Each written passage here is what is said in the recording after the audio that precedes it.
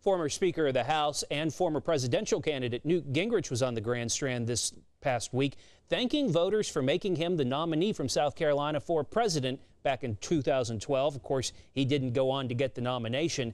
I got to sit down with him and talk with him about several issues while he was here. Here's that interview.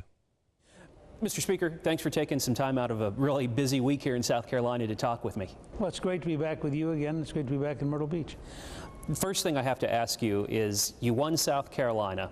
Historically, the person that wins the primary in South Carolina goes on to win the presidency, or the nomination at least. What happened? Well, that's part of why I came back, both to say thank you and to apologize. I feel like I failed South Carolina. You know, what happened as a practical matter is we ran into a wall of money, and Romney outspent us about 5-1 in Florida, and that was a bigger tidal wave than we could swim through. Mm-hmm. Now we have 2016 down the road. I noticed that you're in South Carolina right now. Is that a coincidence? Well, it's a coincidence in the sense that former Congressman John Napier, who'd been our great leader, came to me a few months ago and said, you know, in his years of memory, nobody had ever come back and just said thank you.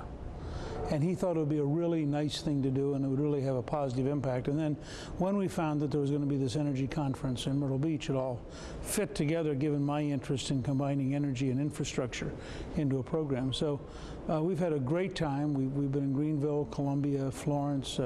We are Georgetown, and now here. And probably later on in the year we'll come back and go through the southern part of the coast. Would you consider running in 2016? Oh, well, I think we're not going to rule it out. We're not paying much attention to it right now. We have to pay off our campaign debt, which we're gradually doing every month.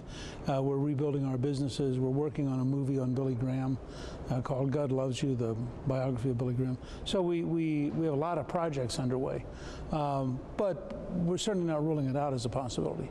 Let's talk a little bit about energy, which is the reason why you're in this building right now. A lot of people think that offshore drilling is kind of a no-brainer. It's something that should even have bipartisan support. What is it going to take to actually make it happen? Is it possible? I think we're very close to it. The governors of Virginia and North Carolina and South Carolina have all asked for it to be done. The delegation, the congressional delegation, has signed a letter asking for it. If you look at what's happening to American energy production, particularly where you have a large natural gas field offshore, it's pretty clear that South Carolina could produce several thousand new jobs, could produce a lot of royalties, which, if they would get the same agreement with the federal government that the Gulf Coast has, would allow them to have maybe as much as $250 million a year coming in royalties, which would really be a huge step towards solving the infrastructure problem that the state has right now. Some people who are against offshore drilling point to, well, first off, the oil spill in the Gulf Coast. And they also say that while it will generate a lot of money for businesses, it won't really create a lot of jobs. Well, it'll create several thousand jobs, which, frankly, if it's your job, is a lot of jobs.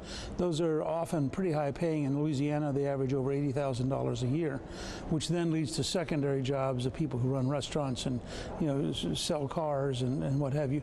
But in addition, I believe if they would take the royalty money and then apply that to fixing the ports in Charleston and Georgetown and to building I-73 to Myrtle Beach, that multiplier impact would then really lead to a dramatic increase in jobs for the state. That's another part of your trip here, is to talk to some of our local delegation about getting I-73 to actually happen. What does it take to get a project like that off the ground, or to get us on the radar in Washington? I think it takes finding the money, which is why the natural gas situation is so encouraging. There's no question. I mean, even President Obama came and campaigned back when he was running for the nomination in 2007, then early 2008, that the area that we would build I-73 through is the poorest section of South Carolina, and it has tragically been left behind. I was with Sally Atwater, Lee Atwater's daughter, last night, who'd been a great leader for us among students, and she's now working in one of the counties that would be in the I-73 corridor, and she said, when you leave Greenville and you leave Columbia and you suddenly go to one of these very poor counties, it really is driven home to you how much we need development there. And I think that requires, frankly, an interstate infrastructure in order to make it easy for factories and for transportation and for mobility. Plus, from a Myrtle Beach standpoint, that would then increase tourism dramatically. And that's a key part of the job creation of South Carolina. It looks like the new Secretary of Transportation might come from part of the corridor, the current mayor of Charlotte, North Carolina. Do you think that having somebody like that in that position would help get I-73 going? I think it does, both because he, as a Carolinian, he understands the region, and I think that helps. And I think also, given his background as mayor, one visit to some of those poor counties, and I think he is going to have a compassionate concern to do what he can to help them. So I think there's a very strong case to be made here that for all of South Carolina's benefit, we want to raise the standard of living in the very poorest counties. What's it going to take in 2016 for a Republican to win the presidential, to win the White House? I mean, we've seen a lot of great candidates that came through this past time, yourself included, but it just wasn't able to galvanize with the rest of the nation. What's it going to take? Let me start with the most basic idea. They need to get more votes than the Democrat. Now, this is very important. It's very basic. You know, you can't write off Latino Americans, Asian Americans, African Americans, Native Americans, younger Americans, single women, and then say, but now I'm somehow going to build up a majority. And I think that the Republican, and I've said this pretty plainly, and people can go to GingrichProductions.com and see what I've written on it. We have to be a party that is trying to create a better American future for all Americans. We have to nominate somebody who knows what they think, knows how to say what they think, and is so clear in their own self-belief that they can go on any show, they can go in any environment, and they can articulate why America will be better if they're president. Is there anybody out there you see right now, maybe other than yourself, that could do that? We have lots of talented people.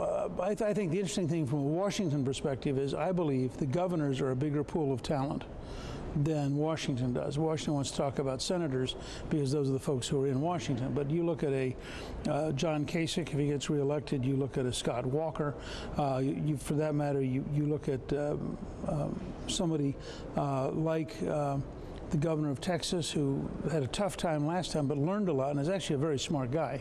He was actually had a very severe back problem during the campaign, but he's really a terrific guy. And you begin to look around the country, you look at Nikki Haley, not necessarily that she's going to run for president, but that she certainly, you start thinking about a ticket, she begins to be a possibility. Susana Martinez begins to be a possibility. A lot of talent out there that you don't automatically see if you're sitting in Washington, and historically governors do better running for president than senators do. When you were speaker, you famously had the battle where the government actually screeched to a halt over balancing the budget. You see what's happening with sequestration right now. How would you be handling what's going on in Washington? I think the Republicans did a brilliant job on the air traffic control situation. It was totally indefensible. It couldn't possibly survive. Obama put his feet in the ground and got run over. And I think what they need to do is take one problem at a time, focus on it, communicate how to fix it, and keep moving forward. And there are every day this government gives you a new excuse to find some way to save money. And I think you know, the most recent report that the vice president spent $589,000 on hotel rooms in one night in Paris. Well, I mean, you don't have to be a cheapskate to think that $589,000 for hotel rooms for one night may be too big a traveling party. So there are a lot of places where the government offers you a chance to make a real impact. All right. Former Speaker Newt Gingrich, thanks for talking with me once again. All right. Thanks. Take care. Thank you. Stay with us. We'll be right back.